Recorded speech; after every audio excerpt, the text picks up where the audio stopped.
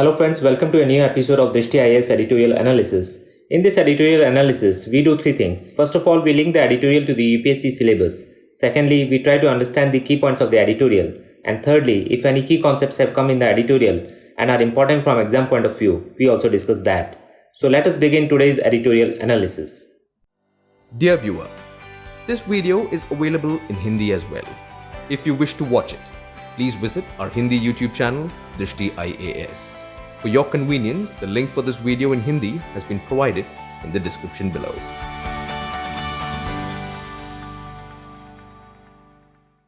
We have taken today's editorial from the Hindu and it has come on 1st of July. The title of the editorial is Control, Not Delete.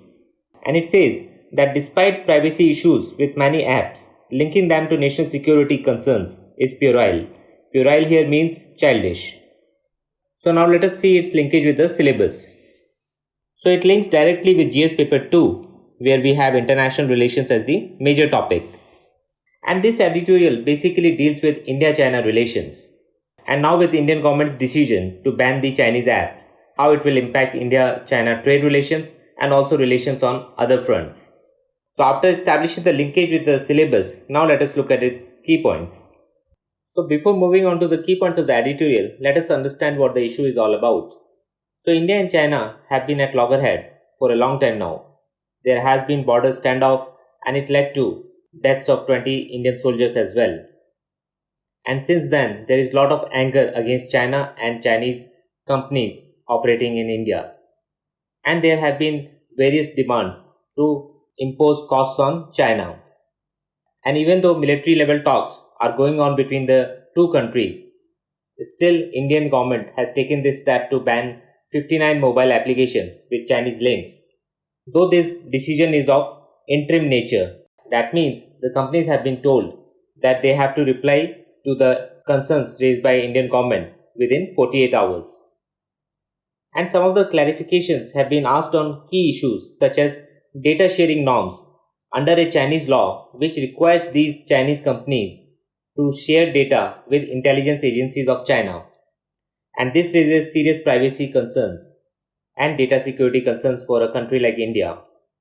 Also, the Indian government is keen that those Chinese companies which are operating in India without having a physical presence in the country, they have to appoint local grievance officers to deal with any problems that arises in India.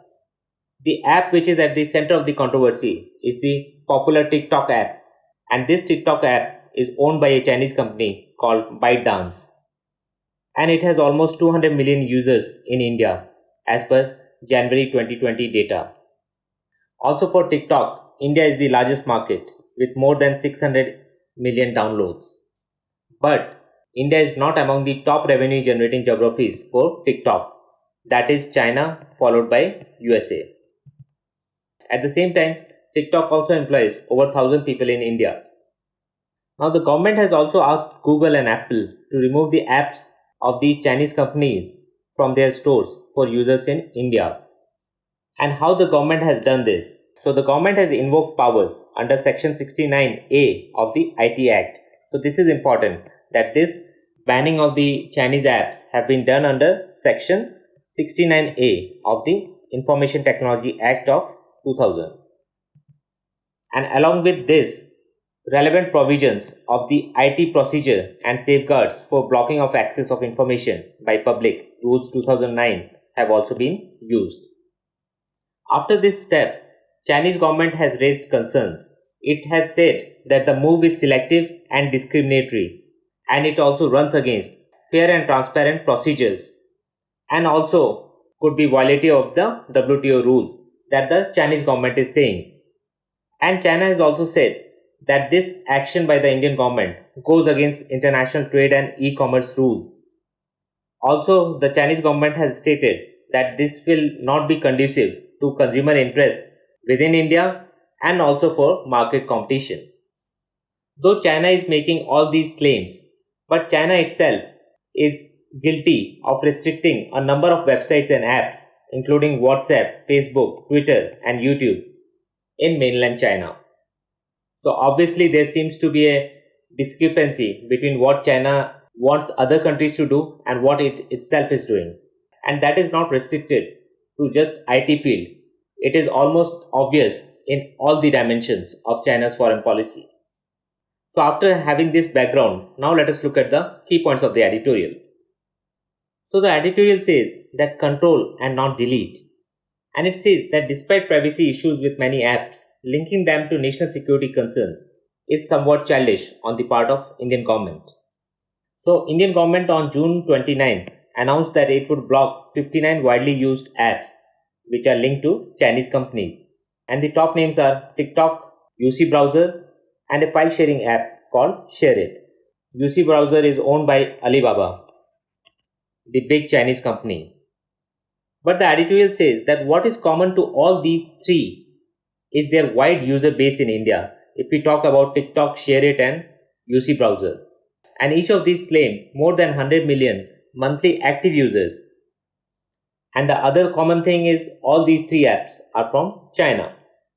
And the Ministry of Electronics and Information Technology has cited the emergent nature of threats which arises out of the use of these apps and the information available that these apps are engaged in activities which can be termed prejudicial to sovereignty and integrity of India, defense of India, security of the state and public order.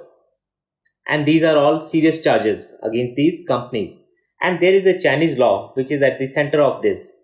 And this Chinese law says that any Chinese company which is operating anywhere in the world has to share data with the Chinese intelligence agencies. And that has raised concerns all over the world. Now, according to the ministry, the apps had been reported for stealing and surreptitiously transmitting users' data in an unauthorized manner to servers which have locations outside India.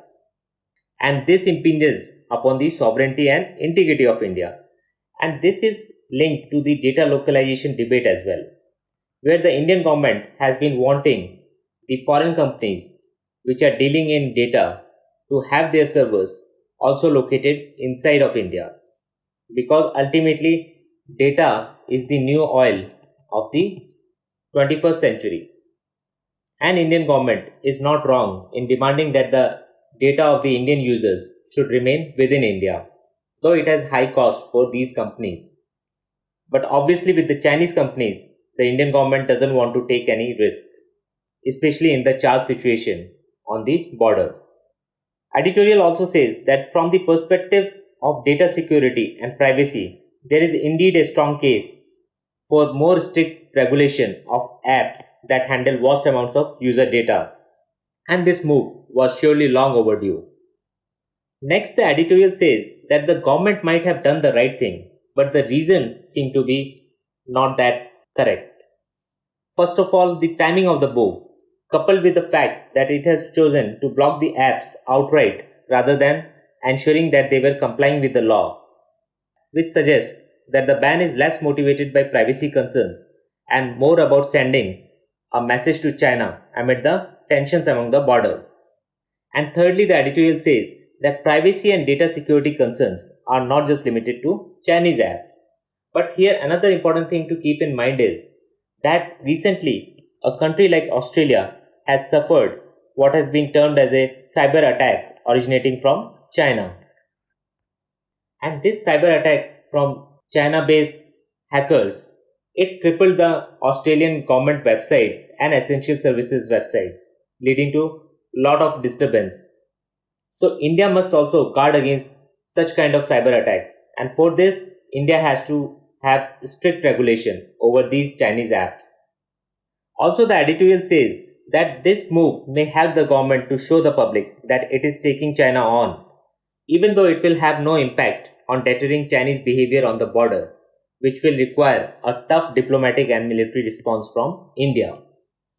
Also, the editorial says that the tensions on the border as well as the COVID-19 pandemic have ignited a much needed debate on India's economic dependencies on China, especially in critical sectors. Because India remains reliant on Chinese products in several critical and strategically sensitive sectors, from semiconductors and active pharmaceutical ingredients to the telecom sector. So this is something that Indian government has to think seriously about. as this kind of dependency can be exploited by China. And finally, the editorial says that India faces tough choice going forward in dealing with its deep economic embrace of China, as well as hitting the delete button on social media and gaming apps, which barely scratch the surface of the problem. And here we need to keep in mind that the bilateral trade between India and China is heavily tilted or skewed in favor of China. The total bilateral trade between the two countries is around 95.7 billion US dollar if we look at 2018 figures. And out of this, India is running a trade deficit of around $58 billion against China. So India will need to take action on many fronts to impose costs on China, but these actions must be weighed on scales of both smartness and strength. So India will need to tackle China smartly and not go about banning everything that has a Chinese imprint. So this was all in today's editorial. Now let us look at the kind of questions that can be asked related to this editorial. So in prelims, one can be asked about the Chinese apps which have been banned. So the major names one should be knowing like TikTok, UC Browser, Cam Scanner, ShareIt, etc. Also a question can be on app. What is an app? So app is a short form for computer application, and it is a program that or a software that runs on mobile devices. So one should be clear about what an app is. Also questions can be asked about the Information Technology Act 2000, which has been used to impose this interim ban on the Chinese apps, and this has been done under section 69A of the Information Technology Act 2000. So these are the kind of questions that can be asked in prelims. But in mains, the question can be on impact of ban on Chinese apps, and again further questions can be on India-China relations on multiple dimensions. Also a question can be asked on data localization as well, the data localization issue and why it is important for India to insist on these companies which are dealing in user data to have their servers on Indian shores, and what are the pros and cons of it. So these are the kind of questions that one should be prepared on. So this was all in today's editorial analysis. We'll see you next time with another editorial. Thank you.